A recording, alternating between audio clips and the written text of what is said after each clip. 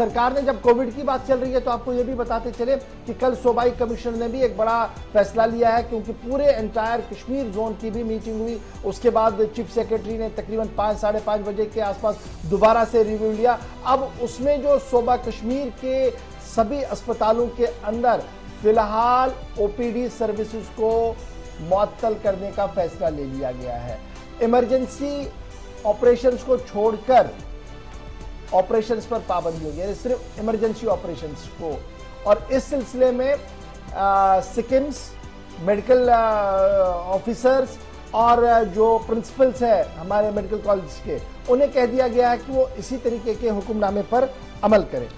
बिल्कुल, ये जो ऑर्डर आया है इसमें बड़ी इंपॉर्टेंट चीजें कही गई हैं। बहुत सारे लोग ये भी जानना चाह रहे हैं कि क्या जो बाकी सर्जरीज हैं, सिर्फ इलेक्टिव सर्जरीज जो हैं उन पर फिलहाल रोक लगाई गई है और ये एहतियातन फैसला लिया गया है। कुछ बड़ी बातें जो हैं, अहम निकात हैं, उन पर अगर एक एक करके जाएं, आपको दिखाने की कोशिश करें तो सबसे पहली बात जो है इस हुक्मनामे में कही गई है कि जो हामला खवातीन है उनके लिए स्पेशल बेड्स रहेंगी, अलहदा वार्ड्स रहेंगी। इसके लिए फौरी तौर पर चाहे वो सारे डायरेक्टर्स हों या जो प्रिंसिपल्स थे जीएमसी बारामूला, जीएमसी अनंतनाग, श्रीनगर, इस मीटिंग का हिस्सा थे डिवकॉम के साथ, उन्हें फौरी तौर पर इकदाम उठाने पर जोर दिया गया है। हर अस्पताल में कैब के नफाज के लिए, यानी जो कोविड एप्रोप्रिएट बिहेवियर है, इसके लिए कैसे पॉलिसी तरतीब दी जा सकती है, इस पर फौरी तौर पर काम होना चाहिए। और हर अस्पताल के अंदर या जो कमेटियां डिस्ट्रिक्ट वाइज बनी हैं, वहां पर डिस्ट्रिक्ट्स के अंदर जो डिस्ट्रिक्ट कंट्रोल रूम या वॉर रूम जिसे आप कहते हैं, इमरजेंसी में जिसे जरूरत काफी ज्यादा पड़ती है, उस कोविड वॉर रूम की मदद से मुख्तलिफ एरियाज के अंदर पहुंचने की कोशिश इंतजामिया की तरफ से की गई है।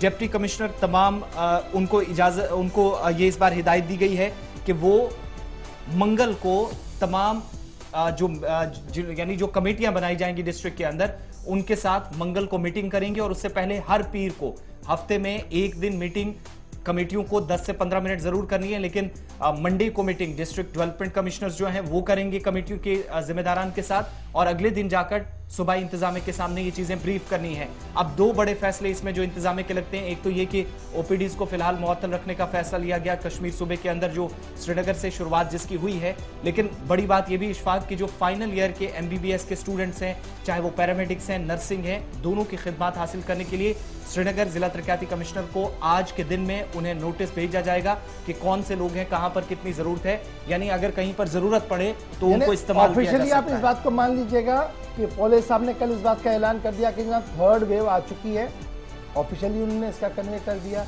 और तीसरी बात उन्होंने कहा कि जो सेकंड वेव में डेजिग्नेटेड कोविड डेजिग्नेटेड अस्पताल थे, वो इस थर्ड वेव में भी उसी तरीके से कोविड अस्पताल के तौर पर काम करेंगे। यानी सेकंड वेव में जो जो अस्पताल कोविड अस्पताल बनाए गए थे, सेम पोजीशन और सेम लाइन पर थर्ड वेव में भी वो सारी अस्पताल जो है वो इस तरीके से रहेंगे। और आज मुझे उम्मीद है कि शायद ऑर्डर तो निकला होगा, अभी मेरी नजर में नहीं आया, शायद मुतल्लिका अफसरों की तरफ से भी आज ऑर्डर जो है वो जारी किए गए होंगे। इसमें महकमा सेहत को ये भी कह दिया गया कि अगर किसी और डिपार्टमेंट से उसको जरूरत पड़े अफरादी कुव्वत बढ़ाने के लिए, कहीं पर अगर मैन और मशीनरी कम है तो वो बाकी डिपार्टमेंट से भी मदद ले सकता है। ये भी बड़ा इंपॉर्टेंट पॉइंट। पिछली बार आपको याद होगा कि टीचर्स को लगाया गया था कुछ हॉस्पिटल्स में। अच्छा जी, सिक्किम से जो हमें इत्तला मिल रही है वो ये है कि सिक्किम ने टेली मेडिसिन का सिलसिला शुरू कर दिया। यानी ओपीडी जब वहां बंद कर दिया तो अब डॉक्टर के साथ कैसे राब्ता होगा, तो वो जनाब होगा अब राब्ता, क्योंकि अब आप फोन पर उनसे बात करेंगे, अपनी बात रखेंगे और डॉक्टर साहब आपको अकॉर्डिंगली वो जो है अपनी बात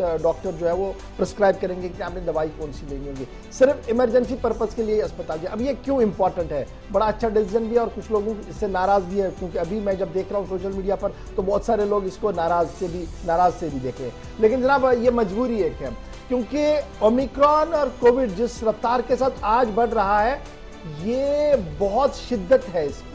अगरचे एक अच्छी बात यह है कि इससे डेथ रेट उतना नहीं है और हॉस्पिटल में भर्ती नहीं हो रहे हैं लोग, लेकिन इस कोविड पॉजिटिव जो है वो बहुत ज्यादा हो रहे हैं। इसलिए इसमें अस्पताल जो है वो एक हब बनता था जी इस वायरस का, वहां पर इसको रोक लगाने के लिए बहुत ज्यादा जरूरी था कि इस तरीके के फैसले जो है वो लिए जाते, क्योंकि लगातार हमने देखा था कि नहीं हो पाता था मैनेज।